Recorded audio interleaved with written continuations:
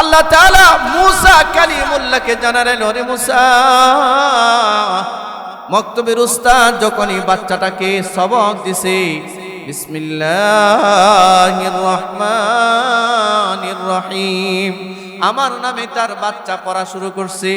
তার বাচ্চা, এই মাসুম বাচ্চা, নিষ্পাপ বাচ্চা, যেমন আজকের এই 10টা শিশু বাচ্চারে আমরা কোরআন মাজিদের সবক দিলাম, আউযু বিল্লাহ পড়াইলাম, বিসমিল্লাহ পড়াইলাম, সূরা ফাতিহা পড়াইলাম, সূরা বাকারার প্রাথমিক কয়েকটা আয়াত পড়াইলাম। এইভাবেই উস্তাদ যে বাচ্চাটারে সবক দিছে, বিসমিল্লাহির রহমানির রহিম বাচ্চারে পড়াইছে। আল্লাহ মুসা নবীকে ডাক দিয়া বলেন, মুসা, যখন এই মৃত ব্যক্তি, এই পাপিষ্টের সন্তান মাসুম বাচ্চাটা জমিনে যখন আমার নাম নিয়া বলে, আমি নাকি রহমান, আমি নাকি অতীব দয়ালু, আর আমি নাকি রহিম, আমি নাকি দাতা, মুসা বলো দেখি, আমি যদি দয়ালু হই, আমি যদি সবচেয়ে বড় দয়ালু হই, যার বাচ্চা আমারে দয়ালু বলে ঘোষণা দেয়, যার বাচ্চা আমারে দাতা বলে ঘোষণা দেয়, তুমি বলো, আমি যদি এই দয়াটা তার বাবার প্রতি না দেখাই, তো আমার এই নামের আর কোনো কার্যকারিতা থাকে না। এই জন্য মুসা, এই পাপিষ্ঠ, এই জালিম অনেক পাপ করে কবরে আসছে, কবরে তার শাস্তি চলমান অবস্থায় ছিল। বাচ্চা যখনই বিসমিল্লাহির রহমানির রহিম পাঠ করেছে, আমার রহমতের দরিয়ায় জোশ আসছে, দয়া মায়ার দরিয়ায় জোশ আসছে। এই কারণে আমি আমার নামের ইজ্জত রক্ষা করবার জন্য তার কবরের আযাব মাফ করে জান্নাতের সুবাতাস বসায়া দিছি। জোরে বলেন সুবহানাল্লাহ। এই হলো বাচ্চাকে কোরআন তেলাওয়াত শেখানো। আজকে আমরা আমাদের বাচ্চাগুলোকে ইংলিশ মিডিয়ামে পড়ানোর জন্য পেরেশান হয়ে যাই, বাচ্চাকে দুনিয়াবি জাগতিক শিক্ষা দেওয়ার জন্য পেরেশান হয়ে যায়। অসুবিধা নাই, আপনার বাচ্চাকে আপনি ডাক্তার বানান, নিষিদ্ধ না। আপনার বাচ্চাকে আপনি অধ্যাপক বানান, নিষিদ্ধ নয়। আপনার বাচ্চাকে প্রফেসর বানান, নিষিদ্ধ নয়। আপনার বাচ্চাকে ইঞ্জিনিয়ার বানান, পাইলট বানান, নিষিদ্ধ নয়। কিন্তু অন্তত পক্ষে একজন মুসলমানের সন্তান হিসেবে এই বাচ্চাগুলো যেন আল্লাহর কোরআন সহিভাবে শিখতে পারে, এই বাচ্চাগুলো যেন আল্লাহর কোরআনের তেলাওয়াত করতে পারে, এই বাচ্চাগুলো যেন ইসলামের বেসিক যে নলেজটা আছে এইটা যেন সে নিতে পারে, এইটা শিক্ষা দেওয়া একজন মা হিসেবে, বাবা হিসেবে আপনার উপরে ফরজ। তাফসীরে কবির পৃথিবী বিখ্যাত এক ঐতিহাসিক তাফসীর।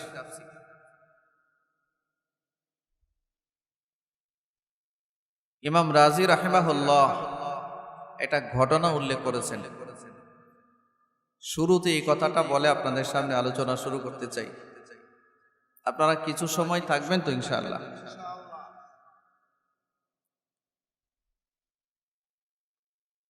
মুসা আলাইহিস সালাতু ওয়াস সালাম একজন জলিল কদর নবী ছিলেন। আপনারা সকলে ওনার নাম শুনেছেন।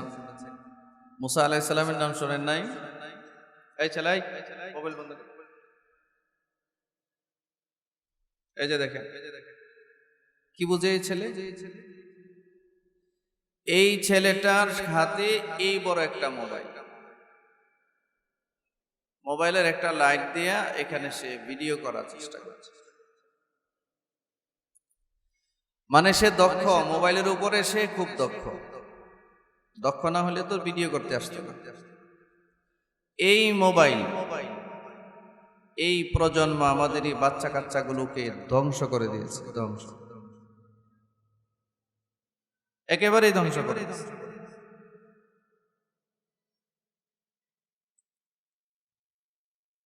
আল্লাহ আমাদের এই প্রজন্মকে আপনি হেফাজত করেন, আমাদের সন্তানগুলোকে আপনি হেফাজত করেন। বাবা, এই ছেলে, এই মোবাইল হাতে নিও না, পড়াশোনা করো, বড় হও, তুমি তোমার জ্ঞান বুদ্ধি যখন হবে, বড় হবে, চাকরি বাকরি করবে, তখন মোবাইল ব্যবহার করে। ছাত্র জামানায় যদি তুমি মোবাইল ধরো, পড়াশোনা আর তোমার হবে না, এটা করা যাবে না। বাচ্চাদেরকে মোবাইল দিয়েন না, বাচ্চাদেরকে মোবাইল দিয়েন না, ধ্বংস করেন না বাচ্চাগুলো। অনেক মা অনেক বাবা বাচ্চাদেরকে মোবাইল দিয়া খাওয়ায়, মোবাইল না দেখাইলে এই কি বলে এটারে, মোবাইলে কি দেখায় জানি, কার্টুন কার্টুন মানে এই কার্টুন না দেখাইলে বাচ্চা খায় না। মাও মনে করে, বাবা মনে করে এর খাওয়ানো দরকার, তো বাচ্চা মোবাইলে কার্টুন দেখে দেখে খাইতেছে। এটা কি খাইতেছে সে নিজেও, 2 মাস 3 মাসের বাচ্চা মোবাইল না দেখাইলে খাবে না, মাথা ঘুরান দিয়ে পড়ে যায় না। কথা বলেন না কেন? নাই 3 মাসের বাচ্চা যদি মোবাইল চিনে, এই বাচ্চার সর্বনাশটা আপনি মা নামে একজন মহিলা, এই বাচ্চার সর্বনাশটা আপনি করেছেন। আপনি বাবা নামে একজন অথর্ব বাবা, আপনি বাচ্চাগুলোকে হাতে ধরে নষ্ট করলেন।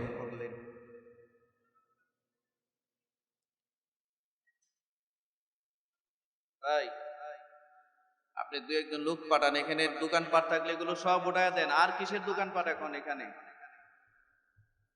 সব সরায় দেন এখান থেকে, এগুলো সব বন্ধ করে দেন। এখন আর কোনো দোকানপাট নাই, সব বন্ধ করে দেন।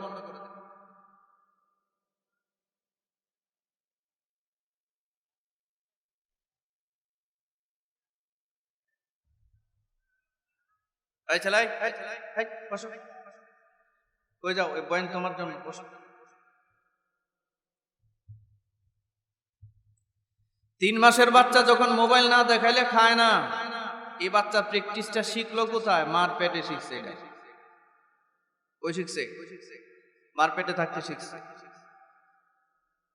এই বাচ্চাটা যখন মার পেটে আসছে, এই মহিলা সারাক্ষণ টেলিভিশনের দিকে তাকাইছিল। কথা বলেন না কেন? কথা বলেন না কেন? আর নাহলে 3 মাসের বাচ্চা এ মোবাইল শিখলো কিভাবে?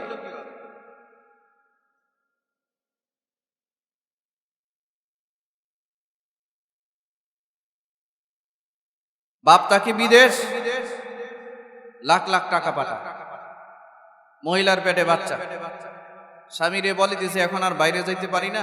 মহিলারা কি আলোচনা কিছু শুনবে? শুনতেছে, শোনার ব্যবস্থা আছে? মা বোনরা একটু খেয়াল করে শুনে নি কথা। স্বামীর কাছে আবদার করছে, আমার ওয়াল যত বড়, এত বড় একটা এলইডি টিভি পাঠাও, টেলিভিশন পাঠাও, টেলিভিশন। এখন পেটে বাচ্চা, বাইরে যাইতে পারবো না, কি নিয়ে চলবো আমি? সে টেলিভিশন নিয়ে চলবে। এই জন্য স্বামীর কাছ থেকে বায়না করে বিদেশ থেকে টেলিভিশন আনেছে। আর স্বামীকে বলছে যে আমার ঘরে একটা ওয়াইফাই লাইন নামায় দাও, বড় একটা মোবাইল দাও। সারা দুনিয়ার যত অশ্লীলতা আছে, সারা দুনিয়ার যত বেহায়াপনা আছে, সব ওই মহিলা ঘরের মধ্যে বসে বসে দেখছে বাচ্চাটা পেটে নিয়ে। হাদিসে আসছে একজন মা বাচ্চা পেটে নিয়ে যা খায়, যা দেখে, যা বলে, যা শুনে, যা করে, সবকিছুর প্রতিক্রিয়া তার বাচ্চার উপরে পড়ে। ডাক্তারের কাছে গেলে বলে না যে ভালো ভালো পুষ্টিকর খাবার খাবেন তো আপনার বাচ্চা সুস্থ হবে, বলে কি বলে না? আপনারা যদি মনে করেন যে সুর দিলেই শুধু ওয়াজ হয়, এটা ঠিক না। কিছু কথা সুর দিয়া বলা যায় না, দরদ দিয়া বলা লাগে। সুরের সময় সুর, সব সময় সুর কামনা করেন না। আমি এখন এই কথাগুলো যা বলছি এটা দিলের যন্ত্রণা থেকে বলতেছি। এটা আমাদের সমাজ, আমাদের মুসলমানদের বাচ্চাদেরকে, আমাদের মুসলমানদের পারিবারিক বন্ধনকে, আমাদের মুসলমানদের সামাজিক জীবনকে অস্থির করে ফেলেছে, ধ্বংস করে ফেলেছে। এই যে এত সুন্দর মসজিদ, এই মসজিদটা পড়া থাকবে, এখানে লোক থাকবে না, নামাজ থাকবে না, বিল্ডিং করে থাকবে। এই যে প্রজন্মটা যা আছে, এই যে মুরব্বীরা এখানে যে কয়জন আছেন 20-50 বছর পরে, এই প্রজন্মটা যখন শেষ হয়ে যাবে, এই যে মোবাইলওয়ালা প্রজন্ম যেটা আসতেছে, এরা জীবনে মসজিদে যাবে, এরা মসজিদ চিনবে না, এরা মসজিদ চিনে নাই। এটা একটা দুর্ভাবনা, হাসির বিষয় নয় মিয়া, হাসছেন না, চিন্তা করেন।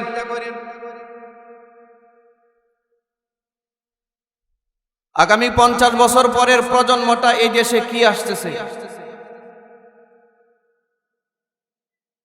যে বাচ্চাগুলো, আমাদের যে সন্তানগুলো হওয়ার কথা ইমাম মাহদির সৈনিক, এদেরকে শয়তানের সৈনিক বানায় দেওয়া হইতেছে। নাটক, cinema, mobile, Facebook, internet, YouTube, নানান কিছু দিয়ে আমাদের বাচ্চাদের মস্তিষ্ক ধ্বংস। স্কুলে গেলে, মাদ্রাসায় গেলে পড়া পারে না, কিন্তু মোবাইলে ঢুকায়া দেখেন এমন কোনো কাজ নাই সে যে পারে না, সব পারে। কথা বলেন না? ঠিকের আওয়াজ আসতে দিলেন কেন? যদি বেঠিক হয় এটাও জোরে বললেন, আর ঠিক হইলে এটা আস্তে বলার তো দরকার নাই, লজ্জা শরম কইলে জোরে বললেন ঠিক না বেঠিক। আচ্ছা, এটা কেমন মা? বাচ্চা যে পয়দা করলো, বাচ্চা যে তার পেটে আসলো, এই মা তার দায়িত্ব সম্পর্কে জানে না, তার এই মুহূর্তে কি করা দরকার। বাবা বিয়ে করলো, বাচ্চা যে পয়দা করলো, জন্ম দিল, বাবা জানে না তার বাচ্চার ব্যাপারে তার দায়িত্ব কি। প্রত্যেকটা সন্তান আল্লাহর পক্ষ থেকে মা বাবার জন্য আমানত স্বরূপ আল্লাহ দুনিয়াতে পাঠায়। এই আমানত সম্পর্কে আল্লাহ তাআলা জিজ্ঞাসা করবেন। তো যেই মহিলা বাচ্চা পেটে নিয়া সারাক্ষণ নাটক আর সিনেমা দেখলো, চরিত্রহীন নায়ক নায়িকাদের অভিনয় দেখলো, মদখুর কেমনে মদ খায়, মদের সিনারি দেখলো, গাঁজাখুর কেমনে গাঁজা খায় তার সিনারি দেখলো, একটা পরিবারে পেঁচগুস কেমনে লাগানো যায়। এই যে ইন্ডিয়ান যত নাটক সিনেমাগুলো আছে, স্টার জলসা মিস্টার জলসা নামে যা চলে, এগুলো একটা ভালো জিনিস চলে? কথা বলেন না কেন? একটা কোনো ভালো জিনিস চলে ওখানে? সব 2 নাম্বারই। এগুলো দেখে দেখে এই মহিলা বাচ্চা পয়দা করছে। জন্মসূত্রে এই বাচ্চা, জন্মসূত্রে ইউটিউবার, এই বাচ্চা জন্মসূত্রে ফেসবুকার, এই বাচ্চা জন্মসূত্রে মোবাইল মুখস্থ করে নিয়ে আসছে। একটা আস্থা খবিসের ঘর থেকে একটা আস্থা খবিসের জন্ম হয়েছে। শব্দগুলো একটু কঠিন হয়ে গেছে, মাইন্ড করেন না।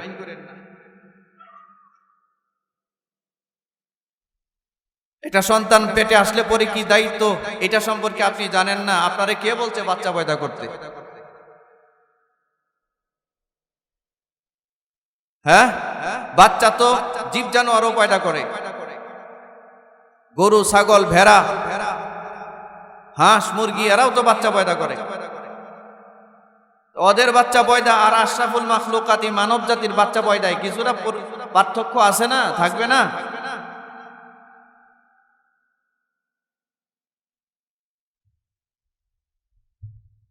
সম্মানিত হাজরিন, আপনারা জগৎ বিখ্যাত একজন ওলি, পীর, যারে আমরা বড় পীর হিসেবে জানি,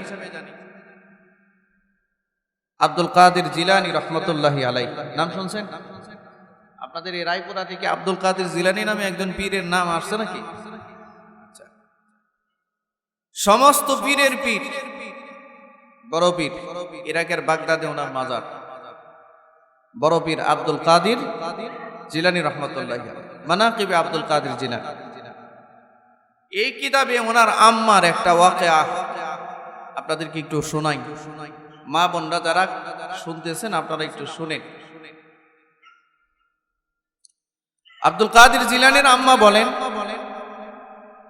আমার আব্দুল কাদের যখন আমার পেটে আসছে, হারাম কি জিনিস আমার এই চোখ আগেও দেখে নাই, পরেও দেখে নাই। আর আব্দুল কাদেরকে পেটে নিয়ে হারাম দেখাতো, এটা একটা অসম্ভব ব্যাপার। আমার এই কান কোনো হারাম কথা শুনে নাই। আমার আব্দুল কাদেরকে পেটে রাখা অবস্থায় আমার এই মুখ দিয়ে হারাম কোনো কথা আমি বলি নাই, হারাম কোনো খাবার আমি আমার এই মুখ দিয়ে গ্রহণ করি নাই।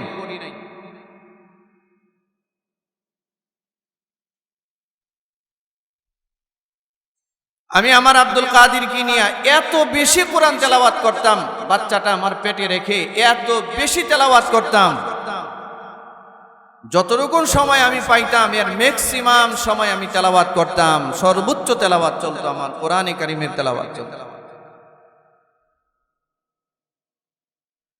আব্দুল কাদের জিলানীর আম্মা জান বলেন, তেলাওয়াত করতে করতে করতে করতে যখন মাঝে মধ্যে আমি ক্লান্ত হয়ে পড়তাম, আমার জবান বন্ধ হতো, আমার মুখ বন্ধ, আমি যখন নীরব হয়ে যেতাম, আমার মুখ দিয়ে আর তেলাওয়াতের আওয়াজ আসছে না, মুখ বন্ধ, আমি শুনতাম আমার পেটের ভিতর থেকে কোরআনের তেলাওয়াতের আওয়াজ শোনা যায়। বলে কি আব্দুল কাদের জিলানীর মা বলে কি যে আমি এত তিলাওয়াত করেছি, আমি যখন মাঝে মধ্যে আমার তেলাওয়াত বন্ধ করতাম, আমার জবান বন্ধ, কিন্তু আমার কানে তেলাওয়াতের আওয়াজ আসতে থাকে। খেয়াল করতাম কোত্থেকে আসে আওয়াজ, আমার পেট থেকে মনে হচ্ছে যেন কোরআন তেলাওয়াতের আওয়াজ বের হচ্ছে। মা বোনরা একটু খেয়াল করে শুনেন, আপনার বাচ্চা পেটে আসলে আপনি মোবাইল কিনেন না, আপনার বাচ্চা পেটে আসলে আপনি ওয়াল যত বড় তত বড় টেলিভিশন কিনেন।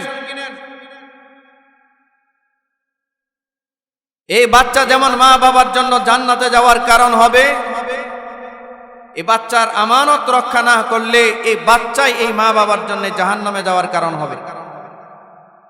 এটা মনে রাখা উচিত। আব্দুল কাদের জিলানী রাহমাতুল্লাহি আলাইহির আম্মা বলেন,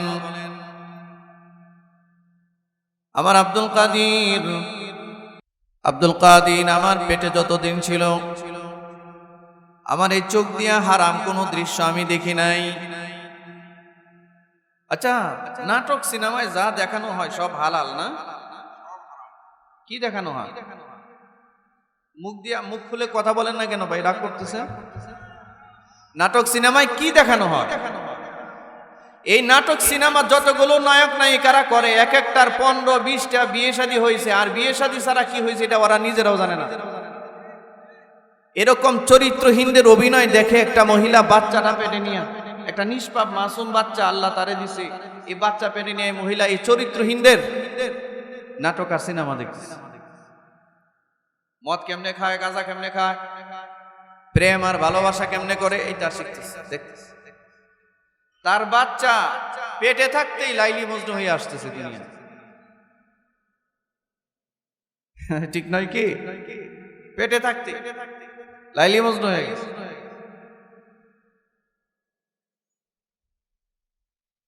দুঃখ, এটা দুঃখ, এটা আমাদেরকে ভাবায়।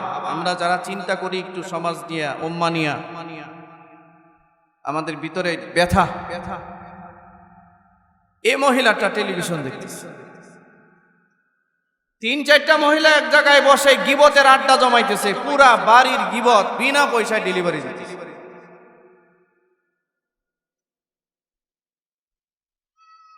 শাশুড়ি ভালো না, ননদ ভালো না, এই ভালো না, সেই ভালো না, দুনিয়ার সবাই খারাপ, সে খালি ভালো। কথা বলেন না কেন? আর আমরা যারা পুরুষ মানুষ আছি, বুড়ারা, এই মানুষগুলো কি করি? এই চার দোকানে বৈশা আসরের আগে গিয়া বসি, রাত্রে 9টার সময় চার দোকান থেকে উঠতে আসি। কি করেন চার দোকানে? আসরের পর থেকে নিয়ে রাত 9টা পর্যন্ত আপনি চার দোকানে করেন কি? চার দোকানে একটা চা খাইলে কি আপনার 3-4 ঘন্টা সময় লাগে? আপনাদের নরসিংদীর রায়পুরাতে চা খাইলে বুঝি 4 ঘন্টা লাগে। আপনাদেরকে বয়ান করতে ভয়ও লাগে, এনে নাকি টিয়াটা যুদ্ধ বেশি হয়, ভয়ও আছে ভিতরে, কোন ঝামেলার মধ্যে পড়ি, কোন কথা বইলা। আমি বলতেছি বাবাজি, এই যে চার দোকানে আড্ডাটা জমে, কি করেন আপনি চার দোকানে? আপনি হয়তো বাসায় বৈশা বুড়া মানুষ টিভি দেখতে পারেন না, ল্যাংটা সিনেমা দেখতে পারেন না, এইটা দোকানে বৈশা দেখেন। আর দাড়িবাগ না মুরব্বীরা এই কাম করে, ঠিক না? যুবকরা একটু ঠিক জুড়ে বলো। আর কি করেন? পুরা গ্রামের এই মাথা থেকে ওই মাথা পর্যন্ত সব মানুষের গীবত একটা একটা করে খুঁটে খুঁটে বলতেছে। অমুকের ছেলে ভাগিয়ে গেছে, অমুকের মেয়ে ভেগে গেছে, অমুকের সংসারে অশান্তি, তার নিজের ঘরের বউ আছে কিনা এটার খবর নাই তার। পুরা গ্রামের মানুষের গীবত বিনা পয়সায় সে ডেলিভারি দিতেছে। চলছে না? চলে না স্যার দোকানে? এইগুলো যদি না চলে তাহলে 3 ঘন্টা আপনি করেনটা কি ওখানে বসে? বেহুদা আলাপ করতেছেন, গীবত আর শিকায়েত করতেছেন, হারাম চর্চা করতেছেন। বাবা মনে রাখেন, জবান আছে বলেই কথা বলা যায় না। পৃথিবীর জ্ঞানী গুণীরা, খোদাবীররা, মুত্তাকিরা জবানটারে কন্ট্রোল করতেন, কথা কম বলতেন। আর বেহুদা অথর্ব জাহান্নামী মানুষের কাজ, পাপিষ্ট মানুষের কাজ হচ্ছে জবান বেশি চালানো। এলাকার জঘন্য সুদখোর, মদখোর, জালিম, জমি দখলকারী, অত্যাচারী সার দোকানে বসে ফতোয়া ডেলিভারি দিতেছে। সে এমন এমন ফতোয়া দেয়, মাঝে মধ্যে তার ফতোয়া শুনলে মনে হয় আমরা কি পড়াশোনা করলাম মাদ্রাসা। চার দোকানে ফতোয়াবাজি করতেছে। এক ওয়াক্ত নামাজের সাথে তার কোনো সম্পর্ক নাই, মসজিদের সাথে তার কোনো সম্পর্ক নাই। তার জিন্দিগি রিসার্চ করে দেখা যায় সুদের ব্যবসা করে, অথচ চার দোকান গরম বানায় ফেলতেছে বয়ান করে করে। এইসব রুগী নাই আপনাদের এলাকায়? মনে হয় এই রুগী নাই। দেখবেন এই টাউট বাটপার গুলো কথা বলে বেশি। সুদখোর, মদখোর, গাঁজাখোররা বয়ান করে বেশি। মাঝে মাঝে এমন এমন বয়ান করে, বয়ান আমরা খুঁজে পাই না।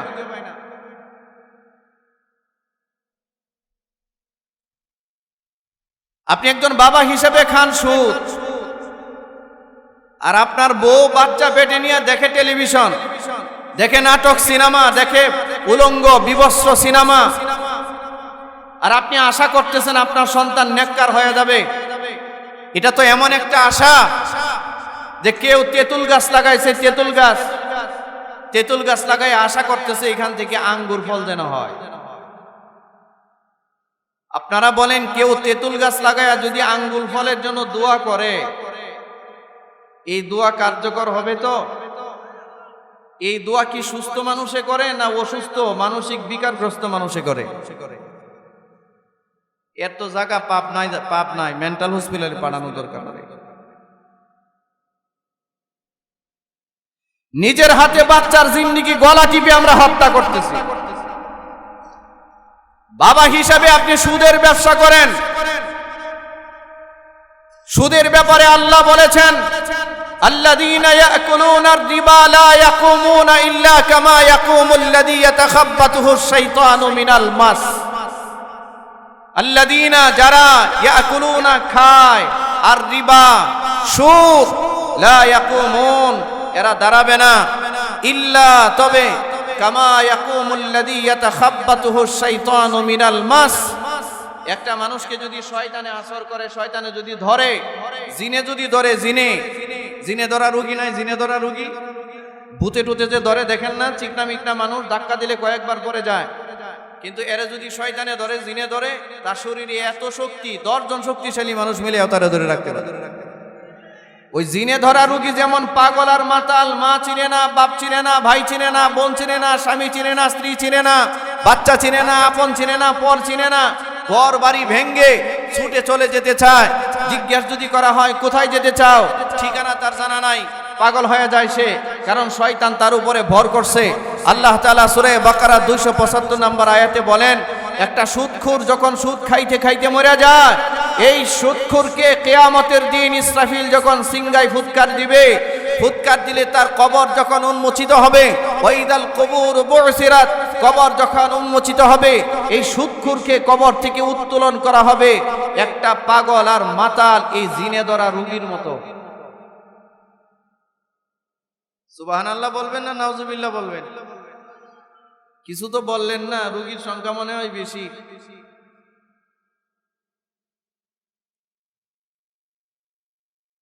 এই সুদখোররা দোকানে বৈশা যখন বয়ান করে তখন নিজেদেরকে মূর্খ মনে হয় যে কি করলাম সারা জীবন।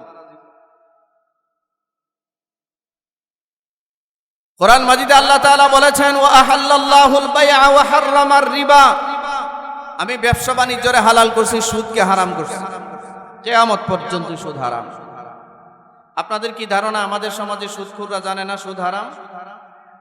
জোরে বলুন, জানে না? জেনে শুনেই কিন্তু সুদের ব্যবসা করতেছে।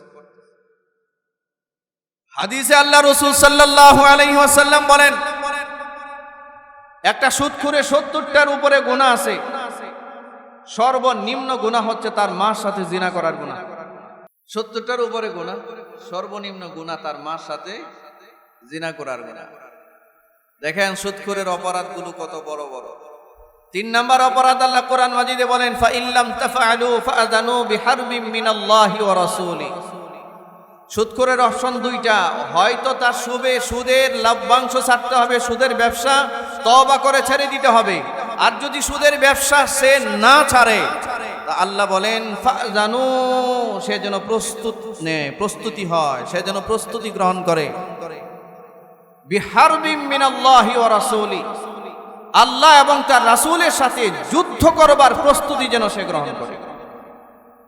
আপনারা বলেন, যে ব্যক্তি আল্লাহর সাথে যুদ্ধ করে রাত দিন 24 ঘন্টা, যেই মহিলা, অনেক মহিলারাও কিন্তু সুদের ব্যবসা করে না?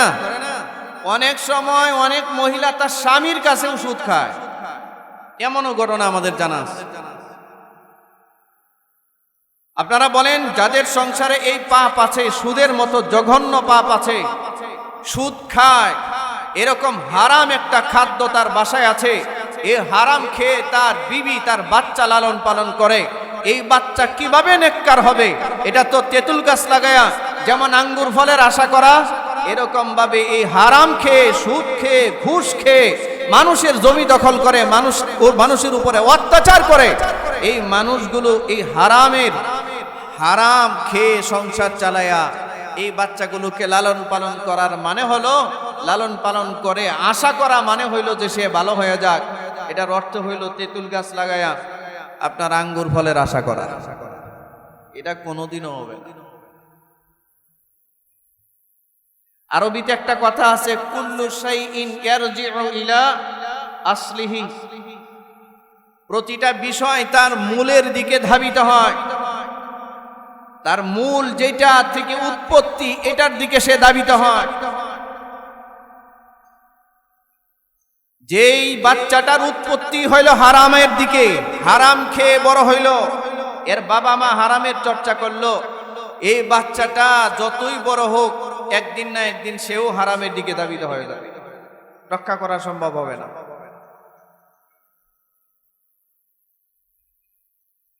আব্দুল কাদের জিলানী রহমতুল্লাহি আলাইহির আম্মা বলেন, ও জগতের নারীরা শোনো, আমার আব্দুল কাদেরকে আমি যতদিন পর্যন্ত আমার পেটে রেখেছি, আমি আমার এই চোখ দিয়া কোনো গুনাহ করি নাই, কোনো পাপের কাজ আমি করি নাই, আমি আমার এই কান দিয়া আমি কোনো গীবত আর শিকায়াত শুনি নাই, এই জবান দিয়া কারো কোনো গীবত করি নাই, পরনিন্দা পরচর্চা আমি করি নাই, আমার এই জিহ্বা দিয়া মুখ দিয়া হারাম কোনো খাবার আমি গ্রহণ করি নাই।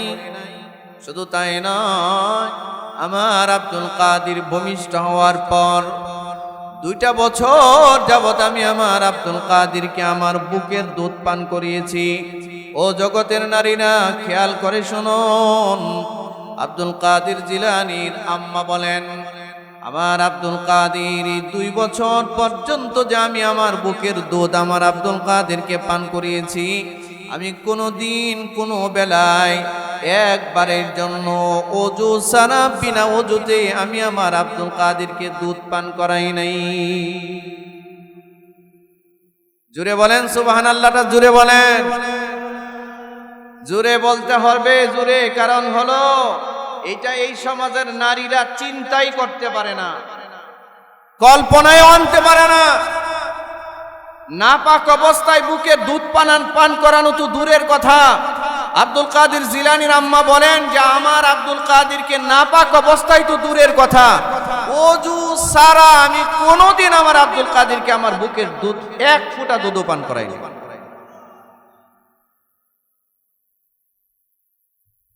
অনেক কান্না করেছে, পেটে ক্ষুধা, প্রচন্ড ঠান্ডা, ওযু করতে আমার কষ্ট হয়েছে, কিন্তু তখনও আমি চিন্তা করেছি, আয় রব, ও আমার মালিক, আমার পেটের এই সন্তান আমানত, আমি আমার বাচ্চাকে হারাম কোনো খাবার খাওয়াবো না। আমি নিজেও খাই নাই, আমার বাচ্চাকে অপবিত্র অবস্থায়ও কোনো খাবার আমার শরীর থেকে আমি তাকে দিব না। এই জন্য আমি ওযু ছাড়া বিনা ওযুতে 1 বেলার জন্য আমি আব্দুল কাদেরকে আমি আমার বুকের দুধ দেই নাই। আচ্ছা, এই মহিলার সন্তান আব্দুল কাদের জিলানী হবে না তো এটা আমারটা হবে নাকি? যে মহিলা টেলিভিশন দেখে সারাক্ষণ বাচ্চা পেটে নিয়ে, এই মহিলার বাচ্চা আব্দুল কাদের জিলানী হবে? এই মহিলার বাচ্চা তো পিচ্চি হান্নান হবে, এরশাদ শিকদারের মতো সন্ত্রাস হওয়ার কথা, ঠিক কিনা? জুড়ে বলেন। কালা জাহাঙ্গীরের মতো সন্ত্রাস হওয়ার কথা, কারণ সে চর্চাই করেছে। এটা হয়তো রাগ করতেছেন আপনারা, কষ্ট পাইতেছেন আমার কথা।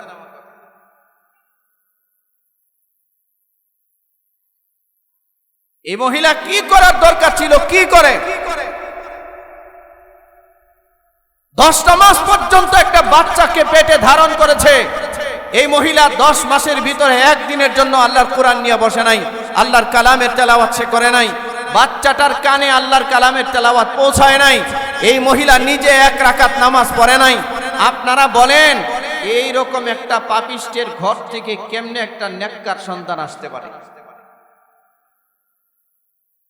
এটা আশা করা যায়?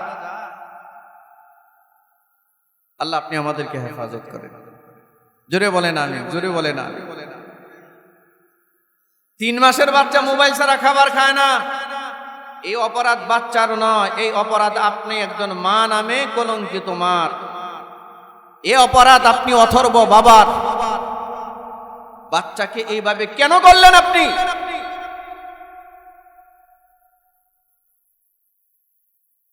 বাচ্চা এমন হইল না কেন যে আপনি কোরআন তেলাওয়াত করতে থাকবেন আর বাচ্চা খানা খাবে?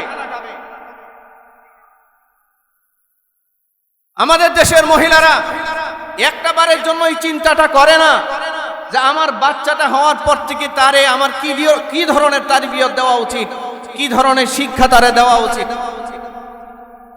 কোনো এ ব্যাপারে তার কোনো ফিকির নাই, কোনো পদক্ষেপ নাই, মারও নাই, বাবারও নাই।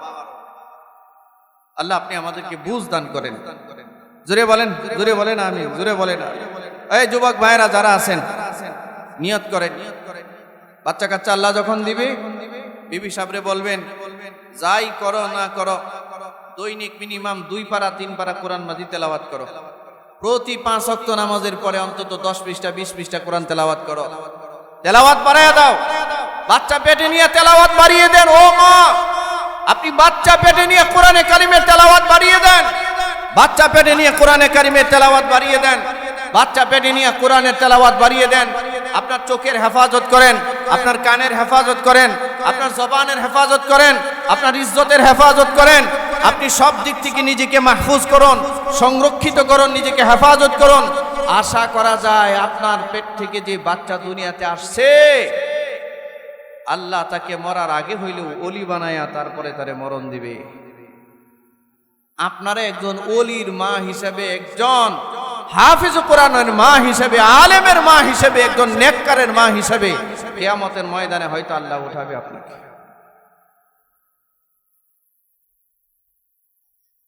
নিজেরা এই কাজগুলো করা এটা খুব জরুরি দরকার। আমার একটা মাদ্রাসা, আমি একটা মাদ্রাসার দায়িত্বে আছি, এটা আশুলিয়া ইপিজিডে। গতকালকে আমার মাদ্রাসার অভিভাবক সম্মেলন গেছে। মাদ্রাসার ছাত্র আছে প্রায় 900-র মতো ছাত্র, মিশকাত পর্যন্ত মাদ্রাসা, 900 ছাত্র, 900 অভিভাবক আসছে। আমি গতকালকে অভিভাবকদের সামনে এই কথাগুলো খুব জরুরি ভাবে বলছি। একজন অভিভাবক, একজন বাবা, একজন মা যদি সৎ না হয়, হালাল না খায়, হারাম যতদিন পর্যন্ত না ছাড়বে, তার বাচ্চাকে ভালো মানুষ বানানো কোনোদিনও সম্ভব হবে না। এটা দুঃস্বপ্ন।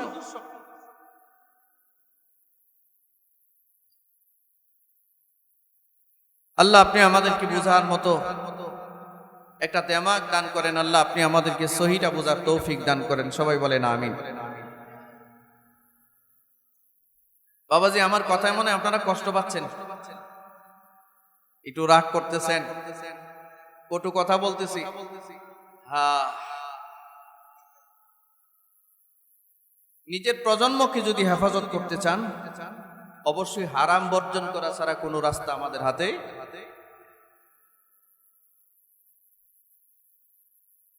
যে কথা বলতেছিলাম, এক হাদিসের মধ্যে আসছে, নবীর এক সাহাবী রাতের বেলা, রাত্রে তাহাজ্জুদের নামাজে কুরআন তেলাওয়াত করতেন, সূরা বাকারা। কোন সূরা? কথা বলেন, কোন সূরা তেলাওয়াত করতেছে? সূরা বাকারা তেলাওয়াত করতেছে নামাজে। অনেক লম্বা সূরা না, অনেক বড় সূরা, 286টা আয়াত। সূরা বাকারা তেলাওয়াত করতেছে। ওনার একটা ছেলে ছিল, নাম ছিল ইয়াহিয়া, পাশে ঘুমানো। আর এই ঘরে একটা ঘোড়া ছিল, ঘোড়া। উনি যখন নামাজে তেলাওয়াত করতেছে, ঘোড়াটা জোরে জোরে লাফাইতেছে। তো উনি একটু ভয় পেয়ে গেছেন। কখনো তেলাওয়াত আস্তে করেন তো ঘোড়ার আওয়াজটা একটু কমে, লাফালাফিটা একটু কমে। তেলাওয়াতটা বন্ধ হইলে লাফালাফি কমে, আবার তেলাওয়াত শুরু হইলে আবার লাফালাফি করে। তো উনি ভয় পেয়ে গেছেন যে ঘোড়া যেমনি লাফাচ্ছে, বাচ্চাটা পাশে ঘুমাইতেছে, লাফাইতে লাফাইতে যদি আমার বাচ্চার উপরে এসে ঘোড়া পড়ে, আমার বাচ্চা মারা যাবে। কথাটা কি বুঝতে পারতেছেন আপনারা? এই জন্য উনি তেলাওয়াত বন্ধ করলেন, নামাজ সংক্ষিপ্ত করে সালাম ফিরাইলেন। ঘোড়ার দিকে বা ঘরের দিকে তাকায় দেখলেন যে এখানে কোনো বিষয় আছে কিনা, যেটা দেখে ঘোড়া ভয় পাইতেছে, লাফাইতেছে। কারণ কি, সমস্যা কি? সব খোঁজাখুঁজি করে তালাশ করে দেখেন না, কোনো সমস্যা দেখা যায় না। উনি ঘর থেকে বের হইলেন। ঘর থেকে বের হইয়া দরজা খুলে বাহিরে যখন গেছেন, বাহিরে যাওয়ার পর তাকায় দেখে আসমান থেকে তার ঘর বরাবর চতুর্দিক থেকে নূর আর নূর চমকাইতেছে। আর একটু জোরে বলবেন না? নূর চমকাইতেছে। ভয় পেয়ে গেছে। কিছুক্ষণ তাকায় দেখলেন হঠাৎ করে নূর নাই, এ আলো নাই, চলে গেছে। উনি কিছুটা ভয় পাইছে। ফজরের নামাজের পরে মসজিদে নববীতে নবীজির একটা অভ্যাস ছিল, ফজরের নামাজ শেষ, প্রতি ওয়াক্ত নামাজ শেষ করে নবীজি সাহাবাই কেরামদের দিকে মুখ করে, ইমাম সাহেবরা বসে না, মুসল্লিদের দিকে মুখ করে, এভাবে নবীজি বসলেন। প্রতিদিনের রসুল সাহাবীদেরকে জিজ্ঞাসা করতেন, তোমরা কে কি ধরনের স্বপ্ন দেখেছো বা কার সমস্যা আছে, রসুল খোঁজ খবর নিতেন। তো এই সাহাবী রসুলকে বলছেন, হুজুর গতকাল রাতে আমার সাথে এমন এমন একটা ঘটনা ঘটছে, এটার মানেটা তো আমি বুঝতে পারলাম না। আল্লাহ রসুল বললেন, তুমি জানো সূরা বাকারা তুমি যখন তিলাওয়াত করেছো, ফেরেশতারা কিন্তু কোরআনের তেলাওয়াত পারে না, একমাত্র জিবরিল আমিন ছাড়া কোরআন মাজিদের তেলাওয়াত কোনো ফেরেশতা জানে না। কিন্তু কেউ যদি তেলাওয়াত করে, আল্লাহর কালাম যদি তেলাওয়াত করে, তাহলে এই তেলাওয়াতটা তারা বুঝে যে আল্লাহর কালাম পাঠ করতেছে। নাটক, সিনেমা, টেলিভিশন যখন ভুল হইয়া চতুর্দিক দিয়ে বসে আপনারা দেখেন, এই দুনিয়াতে কেউ যখন আল্লাহর কোরআন তেলাওয়াত করে, তখন ফেরেশতারা এই ব্যক্তিটাকে চতুর্দিক থেকে ঘেরাও করে আসমান পর্যন্ত এভাবে দাঁড়ায়। কোরআনের তেলাওয়াত শুনতে থেকে আর সাকিনা নাজিল হইতো। আল্লাহ রাসূল সাল্লাল্লাহু আলাইহি ওয়াসাল্লাম বললেন, তুমি যখন সূরা বাকারা তেলাওয়াত করছিলে তখন ফেরেশতারা সাকিনা সহ তোমার ঘরের উপরে নাজিল হইছে। অসংখ্য গণিত ফেরেশতারা নাজিল হইছে। তুমি যখন তেলাওয়াত করতেছিলে এই ফেরেশতারা চারদিকে দাঁড়ায় ছিল আর তোমার ঘরের উপরে সাকিনা নাজিল হইতেছিল। সাকিনা মানে শান্তি, শান্তি, শান্তি নাজিল হইতেছে। আমাদের ঘর দুয়ার পাকা ছিল না, কিন্তু কোরআনের তেলাওয়াত ছিল। আজ থেকে 50 বছর আগে, 20 বছর আগে আমরা ছোটবেলায় দেখেছি, সকালবেলা আমাদের ঘরে আমাদের কানের মধ্যে মা চাচিদের কোরআনের তেলাওয়াতের আওয়াজ আসতো, ঠিক না? ফজরের নামাজের পরে কোরআনের তেলাওয়াত আওয়াজ আসতো। আমাদেরকে দেখতাম ঘুম থেকে উঠায়া ওযু করায়া কায়দাটা হাতের মধ্যে দিয়া মা বলতো মক্তবে যাও, মসজিদের মক্তবে যাও।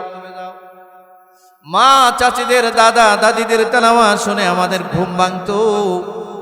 ঘরটা পাকা ছিল না, এত দামি ঘর ছিল না, ভাঙ্গা চোরা ঘর, মাটির ঘর, কিন্তু ওই ঘরেই আল্লাহর কালামের তেলাওয়াত হইতো আর সাকিনা নাজিল হইতো। শান্তি ছিল তখন, শান্তি। ঘর পাকা ছিল না, টাইলস করা ছিল না, কিন্তু এখনকার ঘর পাকা, টাইলস করা, বিদেশি টাইলস আছে, বিদেশি নাটক আর সিনেমা আছে। এই জন্য এত দামি ঘরে এখন আর সাকিনা নাজিল হয় না, এখন আর শান্তি ঘরে নাই। দামি টাইলস আছে, দামি বিল্ডিং আছে, 2-3 তলার বিল্ডিং আছে, কোটি টাকা আছে ঘরের ভেতরে, ভরির ভরি স্বর্ণ আছে, রূপা আছে, নগদ অর্থ আছে, কিন্তু ঘরে আল্লাহর দেওয়া সাকিনা, শান্তি এই ঘরে নাই। আছে না? যে ঘরে কোরআনের তেলাওয়াত নাই এই ঘরে শান্তি আসতে পারে না, অসম্ভব। আল্লাহ রাসূল সাল্লাল্লাহু আলাইহি ওয়াসাল্লাম বলেছেন, তোমাদের ঘরগুলোরে কবর বানায়ো না। কবর মানে সাপ বিচ্ছুর ঘর বানায়ো না। যে ঘরে কোরআনের তেলাওয়াত হয় না, যেই ঘরে আল্লাহর কালামের তেলাওয়াত হয় না, এটা কবরের মতো হয়ে যায়। ওই সাহাবী রাসূলুল্লাহ সাল্লাল্লাহু আলাইহি ওয়াসাল্লামের কাছে গিয়ে বিস্তারিত বলেন পর নবীজি বললেন, ও সাহাবী, তুমি যদি তেলাওয়াত চালাইতে থাকতে, ফেরেশতারা যে আসছিল তোমার তেলাওয়াতের মধ্যে এত মুগ্ধ হইছিল, এত মুগ্ধ, তুমি যদি ঘরে দরজা খুলে বের হয়ে হাত বাড়ায়া দিতা, ফেরেশতারা তোমার হাতে হাত রেখে মুসাফা করত। তুমি দেখতা যে আল্লাহর তৈরি নূরের ফেরেশতা তোমার সাথে মুসাফা করতেছে। যেই ঘরে কোরআনের তেলাওয়াত হয়, এই ঘরে আল্লাহর তৈরি ফেরেশতারা আসে, নূরের তৈরি ফেরেশতারা আসে, আর আল্লাহর দেওয়া সাকিনা, শান্তি নাজিল হয়। কোটি টাকা না থাকতে পারে, দামি বিল্ডিং না হইতে পারে, ভাঙ্গা ঘরেও শান্তি আসতে পারে। পারে কি পারে না? জোরে বলেন, পারে কি পারে না? সুদ খায়া ঘর বানাইছে, বিশাল বড় ঘর, সুদের 3 তলা বিল্ডিং, শান্তি নাই, শান্তি নাই। বিবি কথা শুনে না, সন্তান কথা শুনে না। সুদখোরের সন্তান 3টা, একটা খায় মদ, আর একটা খায় গাঁজা, আর একটা খায় ইয়াবা। মেয়ে একটা গেছে গা চিল্লায়, চিল্লা বুঝছেন না, তাবলিগি চিল্লাই গেছে।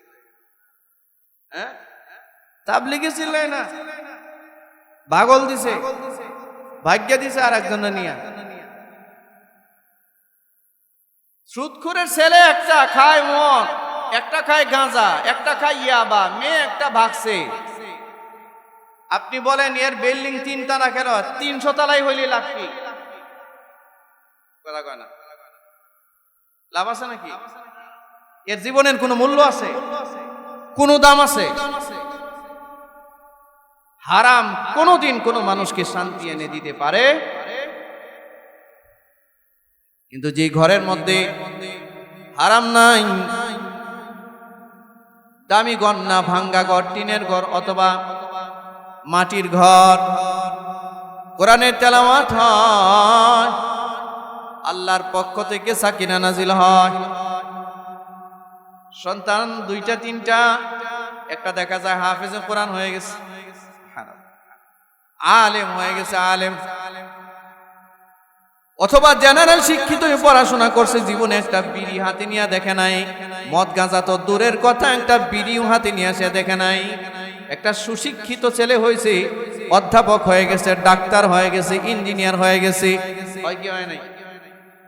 আর একটা ছেলে গেছে বিদেশ, গেছে সামান্য একটা বিষয়, বিদেশ গেছে, আল্লাহ তার রিজিকে বরকত দিয়া দিছে, এখন হাজার হাজার শত শত কোটি টাকার মালিক, হয় না? ভাঙ্গা ঘরে জন্ম, মা বাবা হারাম খাইছে না, কষ্ট করছে বাচ্চা কাচ্চা নিয়ে, তাও হারাম খায় নাই। এই হারাম থেকে বাঁচার জন্য আল্লাহ তাআলা তার সন্তানাদির জিন্দেগিতে বরকত দিয়া দিয়েছে, সাকিনা নাজিল করে দিয়েছে, তার ঘরের মধ্যে সাকিনা নাজিল করে দিয়েছে, আল্লাহ শান্তি দিয়া ভরপুর করে দিয়েছে তার। এজন্য হারাম ছাড়তে হয়।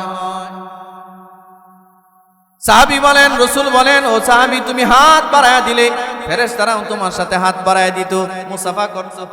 সুবহানাল্লাহ। আমাদের জবানে কোরআনের তেলাওয়াত নাই,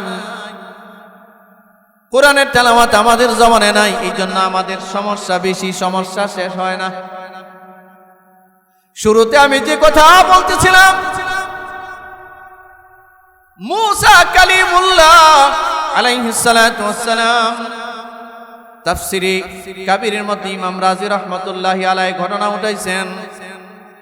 মুসা আলাইহিস সালাম আল্লাহর সাথে কথা বলতেন, এটা তো আপনারা জানেন, জানেন না নাকি?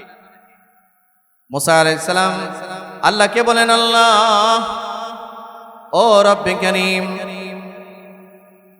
একটা কবরের পাশ দিয়া যাইতেছি, একটা নতুন কবরের পাশ দিয়া যাইতেছি। মুসা আলাইহিস সালাতু ওয়াস সালাম কবরের পাশে দাঁড়ায় আছেন, লক্ষ্য করতেছেন কবরের মধ্যে আযাব হইতেছে। আযাব কি হইতেছে? আযাব, জাহান্নামের আযাব। মুসা আলাইহিস সালাম চলে গেলেন। বিকেল বেলায় ফিরত আসলেন, আসার সময় এই কবরের পাশে আবারও দাঁড়াইছেন, দাঁড়ায় লক্ষ্য করলেন এই কবরের মধ্যে আল্লাহ জান্নাতের সুবাতাস ছড়ায়া দিছে। আযাব নাই, জান্নাতের সুবাতাস চলে আসছে। মুসা আলাইহিস সালাম আল্লাহ তাআলাকে জিজ্ঞাসা করেন, আল্লাহ সকাল বেলায় গেলাম, দেখলাম কবরে আযাব, কি অপরাধে তারা আযাব দেওয়া হয়েছে জানি না। বিকালে আসলাম, দেখলাম এই কবরের পাশে কোনো আযাব নাই, পুরা কবর জান্নাতি সুবাতাস দিয়ে আপনি ভরপুর করে দিলেন। আমি মানে বুঝলাম না, কারণটা বুঝলাম না, দয়া করে যদি আমার এই বিষয়টা একটু বলতেন। আল্লাহ জানায় দিলেন, মুসা রে,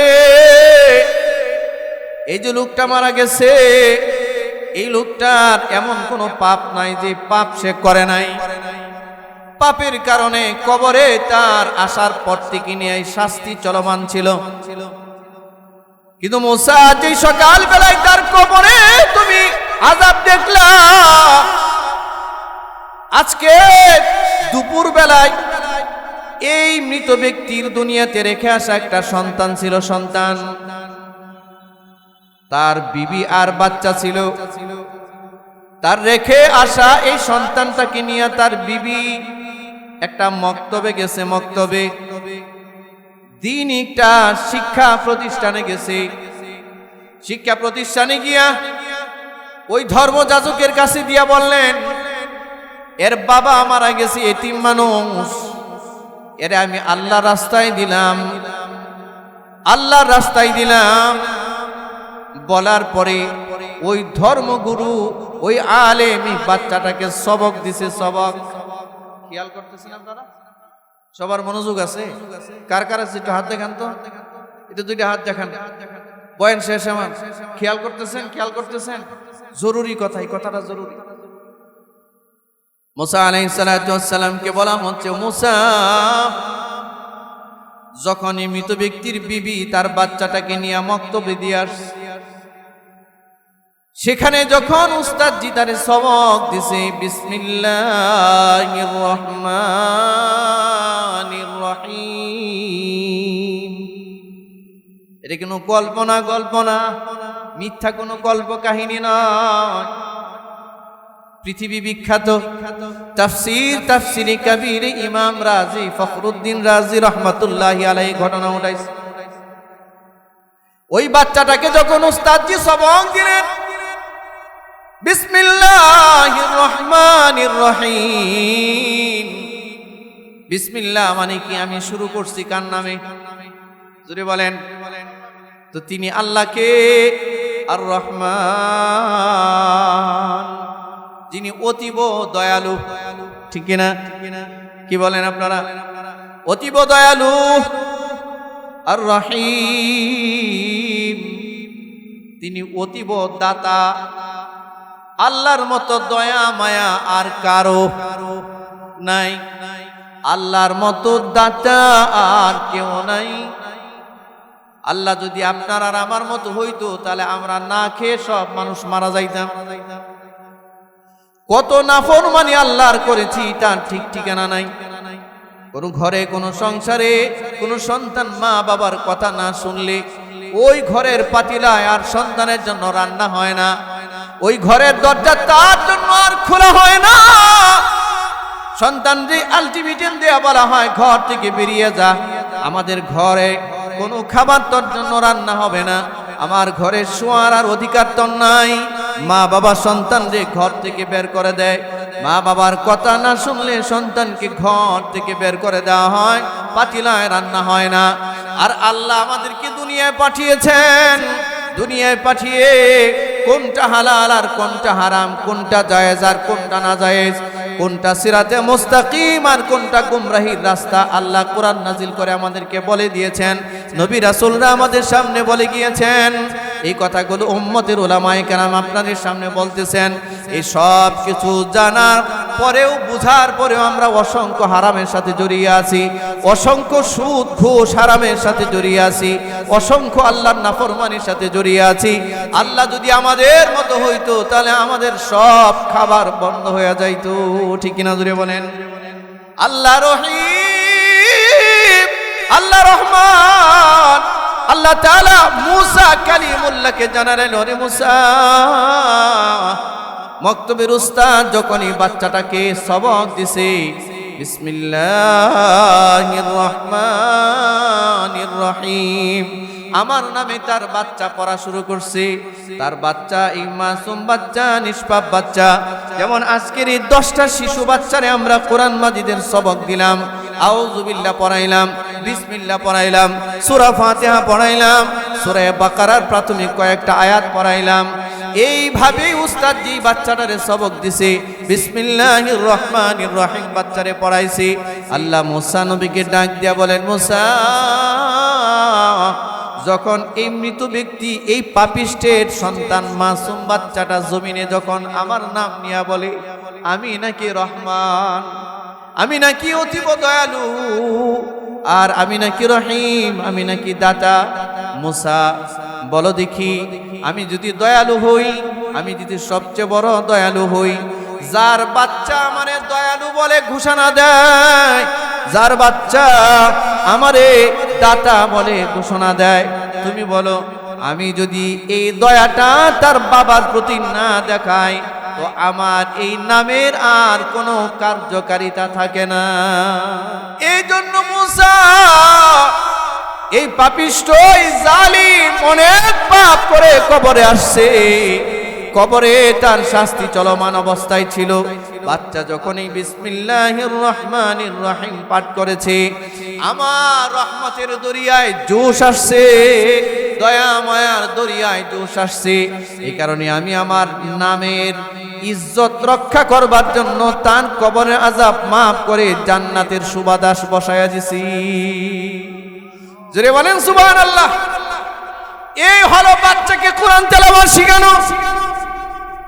আজকে আমরা আমাদের বাচ্চাগুলোকে ইংলিশ মিডিয়ামে পড়ানোর জন্য পেরেশান হয়ে যাই। বাচ্চাকে দুনিয়াবি জাগতিক শিক্ষা দেওয়ার জন্য পেরেশান হয়ে যায়। অসুবিধা নাই, আপনার বাচ্চাকে আপনি ডাক্তার বানান, নিষিদ্ধ না। আপনার বাচ্চাকে আপনি অধ্যাপক বানান, নিষিদ্ধ নয়। আপনার বাচ্চাকে প্রফেসর বানান, নিষিদ্ধ নয়। আপনার বাচ্চাকে ইঞ্জিনিয়ার বানান, পাইলট বানান, নিষিদ্ধ নয়। কিন্তু অন্তত পক্ষে একজন মুসলমানের সন্তান হিসেবে এই বাচ্চাগুলো যেন আল্লাহর কোরআন সহিভাবে শিখতে পারে, এই বাচ্চাগুলো যেন আল্লাহর কোরআনের তেলাওয়াত করতে পারে, এই বাচ্চাগুলো যেন ইসলামের বেসিক যে নলেজটা আছে এইটা যেন সে নিতে পারে, এইটা শিক্ষা দেওয়া একজন মা হিসেবে, বাবা হিসেবে আপনার উপরে ফরজ, ঠিক কি না? এই শিক্ষাটা দেওয়া জরুরি। আর না হয় কিয়ামতের ময়দানে এই কুশিক্ষা দেওয়ার কারণে, বাচ্চাকে সুশিক্ষা না দিয়া কুশিক্ষা দেওয়ার কারণে আযাবের সম্মুখীন মা বাবার হওয়া লাগে। আল্লাহ আমাদেরকে হেফাজত করুক। জোরে বলে না আমি। এই জন্য বলেছিলাম আজকে যে 10টা বাচ্চা, তিলকা আশারাতুন কামিলা, 10টা বাচ্চা কোরআন মাজিদের আজকে সবক নিল, এদের মা বাবা বড় খুশনসিব তাদের। বিশেষ করে এই মহল্লাবাসী, এই মসজিদের মক্তবী তো এই মহল্লাবাসী, আপনারা যারা এখানে বাস করেন, আপনারা যারা এই মসজিদটা করেছেন, আপনারা যারা এই মসজিদের ইমাম সাহেব রেখেছেন, সুচারুভাবে মক্তবটা চলমান অবস্থায় রেখেছেন, এই মক্তবে পরে এই বাচ্চাগুলো কোরআন মাজিদের সবক নিয়েছে। বিশ্বাস করুন, কিয়ামতের ময়দানে যদি কোনো নেক আমল আপনার কাছে না থাকে, আল্লাহ যদি চান এই ছোট্ট একটা নেক আমলের কারণে যে আপনাদের বদৌলতে, আপনাদের 2-4 টাকার বদৌলতে এই মসজিদটা প্রতিষ্ঠিত হয়েছে, এখানে একটা মক্তব ছিল, এখানে বাচ্চাগুলো কোরআন মাজিদ শিক্ষা গ্রহণ করেছে, এটাকে কেন্দ্র করে পুরা মহল্লাবাসীকে আল্লাহ নাজাত দিয়ে দিতে পারে, মুক্ত করে দিতে পারে না। এটা নাজাতের কারণ। আর এই যে বাচ্চাগুলো এখন যা শিখছে মক্তবে, এটাই কিন্তু এদের ফাউন্ডেশন, এটা এদের সারা জীবন থেকে যাবে। আমরা যারা মক্তবে গিয়া কালিমাগুলো পড়ছিলাম, কালিমা তয়্যিবা, শাহাদাত, মুজমাল, মুফাসসাল যা পড়ছিলাম, আমানতু বিল্লাহি ওয়া মালাইকাতিহি ওয়া কুতুবিহি ওয়া রুসুলিহি ওয়াল ইয়াউমিল আখিরি ওয়াল কদরি খাইরিহি ওয়া শাররিহি মিনাল্লাহি তাআলা ওয়াল বা'সি বা'দাল মাউত, এগুলো কিন্তু কোনো ইউনিভার্সিটিতে পড়ি নাই, কোনো কলেজে না, এগুলো পড়ানো হয়েছে মসজিদের মক্তবে, ঠিক না? এই মক্তবগুলো চালু রাখার দরকার আছে কিনা? যারা বলেন মক্তবগুলো চালু রাখার দরকার আছে কিনা? অবশ্যই মক্তবগুলো চালু রাখা দরকার। এবং আপনার প্রত্যেকটা শিশু বাচ্চাকে মক্তবে পাঠানো, আপনার মা, আপনি মা হিসেবে, আপনি বাবা হিসেবে কেজি স্কুলে নেওয়ার আগে, আপনার বাচ্চাকে স্কুলে পাঠাবার আগে মক্তবে পাঠানোটা ফরজ, মক্তবে পাঠানোটা জরুরি। নুরানি বিভাগে অন্তত 3য় শ্রেণী পর্যন্ত পড়ানোটা আপনার উপরে জরুরি। আপনার বাচ্চা নুরানি বিভাগে মক্তব অথবা নুরানি বিভাগের 2য় শ্রেণী 3য় শ্রেণী পর্যন্ত যদি পড়ে, মাদ্রাসা, যে কোনো নুরানি মাদ্রাসা, আপনি নুরানি মাদ্রাসা ছাত্রদের হাতের লেখা, ছাত্রদের বাংলা লেখা, ইংরেজি লেখা, আরবি লেখা, আর 50টা স্কুলের ছাত্র এনে দাঁড় করাবেন, একটা স্কুলের ছাত্র নুরানি মাদ্রাসা ছাত্রদের সাথে গোলাইতে পারবে না। এত মজবুত পড়ানো হয় এই নুরানি মাদ্রাসাগুলোর মধ্যে। এ বেসিক মাসালাগুলো, নামাজটা কেমনে পড়বে, এই ছেলেটা কিভাবে ওযু করবে, কিভাবে তায়াম্মুম করবে, কিভাবে পবিত্রতা হাসিল করবে, কিভাবে গোসলটা করবে, তার ফরজ, গোসলের ফরজ কয়টা, এই বিস্তারিত বিবরণগুলো, জরুরি মাসালাগুলো এই নুরানি মাদ্রাসার মধ্যে পড়াইয়া দেওয়া হয়। আপনার বাচ্চাগুলোকে এই বেসিক ইসলামের ফরজ ইলমটা দেওয়ার পরে আপনার বাচ্চাকে আপনি ডাক্তার বানান, ইঞ্জিনিয়ার, পাইলট, যা খুশি বানান, বিশ্বাস করেন এই বাচ্চাটা নুরানি বিভাগে অথবা মক্তবে যদি কোরআনটা সহিভাবে পড়তে পারে, এরা জীবনে আপনাকে ঘর থেকে বের করবে না, বৃদ্ধাশ্রমে পাঠাবে না। এই বাচ্চা জানবে যে আমার মার পায়ের নিচে আমার জান্নাত। এ বাচ্চা জানবে যে আমার বাবার সন্তুষ্টির উপরে নির্ভর করে আল্লাহর জান্নাত। হাদিসে রাসূল বলেছেন, রিদার রাব্বি ফি রিদাল ওয়ালিদাইন ওয়া সাখাতুর রাব্বি ফি সাখাতিল ওয়ালিদাইন। আল্লাহ রাসূল বলেছেন, আল্লাহর সন্তুষ্টি নির্ভর করে মা বাবার সন্তুষ্টির উপর, আল্লাহর অসন্তুষ্টি নির্ভর করে মা বাবার অসন্তুষ্টির উপর। যেই সন্তানের উপরে মা বাবা সন্তুষ্ট, আল্লাহ তার উপরে সন্তুষ্ট। যেই সন্তানের উপরে মা বাবা অসন্তুষ্ট, আল্লাহ তার উপরে অসন্তুষ্ট। এই জন্য এই মক্তবগুলো চালু রাখার দরকার আছে কিনা, এবং আমাদের বাচ্চাদেরকে মক্তবে পাঠানোর দরকার আছে কিনা। আমরা চেষ্টা করব সবাই বাচ্চাগুলোকে মক্তবে পাঠাবো তো ইনশাআল্লাহ। এরপরে এই মক্তবের জন্য আমি আপনাদেরকে অনুরোধ করব, মক্তবটা পরিচালনার জন্য প্রয়োজনীয় ইমাম সাহেবকে 2000 টাকা 5000 টাকা বাড়াইয়া দেন, 3000 টাকা বাড়াইয়া দেন। হুজুরে হাতে ধরে বলেন যে ইমাম সাহেব মক্তবটা আপনি সুচারুভাবে চালান, মক্তবে যেন কোনো ধরনের ত্রুটি বিচ্যুতি না হয়, নামাজে যেমন ফাঁকি দেওয়া যায় না, মক্তব পরিচালনার ক্ষেত্রে যেন কোনো কমতি না হয়। এভাবে যদি মক্তবগুলো চালান আপনারা আপনাদের দায়িত্বটা পালন করবেন। এই মসজিদ আবাদ হবে, 50 বছর পরে এই মসজিদের তালা লাগবে না। এই বাচ্চাগুলো, যেই বাচ্চাগুলো মক্তব থেকে বেরিয়ে আসবে, এরাই মসজিদ আবাদ করবে, ঠিক কিনা জোরে বলে? এরাই উম্মার কাজে লাগবে, এরাই আল্লাহকে সিজদা দিবে, এরাই আল্লাহর কালাম নিয়ে বসবে। আল্লাহ আমাদেরকে তৌফিক দান করুক, সবাই বলেন আমিন। আল্লাহ তাআলা এই একদম অল্প, যদিও বা একটু কঠিন কথা হয়েছে, শক্ত শক্ত কিছু কথা শব্দ ব্যবহার করছি, আপনারা কি কষ্ট পাইছেন? দুঃখ নিয়েছেন ভিতরে? দুঃখ নিয়েন না, কষ্ট পায়েন না। কষ্ট দেওয়ার জন্য বলি নাই, আল্লাহর জন্য এই কথাগুলো বলছি, আল্লাহর জন্য বলছি এই কথাগুলো, আল্লাহর জন্য বলছি। নিজের প্রজন্মকে রক্ষা করেন, বাচ্চাগুলোকে দ্বীনি শিক্ষায় শিক্ষিত করেন। মা বোনদেরকে বলি, বাচ্চাগুলোকে পেটে আসলে আল্লাহ যখন আপনার পেটে, আপনার এটা বোঝা দরকার, আপনার পায়ের নিচে সন্তানদের জান্নাত রিজার্ভ রাখছেন আল্লাহ। একটা মহিলার পায়ের নিচে তার সন্তানের জান্নাত, একটা দামি বস্তু আল্লাহ রাখছেন। এই জান্নাত যার পায়ের নিচে, এই মহিলাটা নাপাক অবস্থায় চললে হবে, অপবিত্র অবস্থায় চললে হবে, তার দাম তার বজায় রাখতে হবে। আল্লাহ আমাদের সকলকে হারাম বর্জন করে হালাল পথে চলে আমাদের বাচ্চাগুলোকে দ্বীনি শিক্ষায় শিক্ষিত করে আল্লাহ আমাদেরকে কবরে যাওয়ার তৌফিক দান করুন। সবাই বলেন আমিন। ওয়া আখিরু দাওয়ানা আনিল হামদুলিল্লাহি রাব্বিল আলামিন।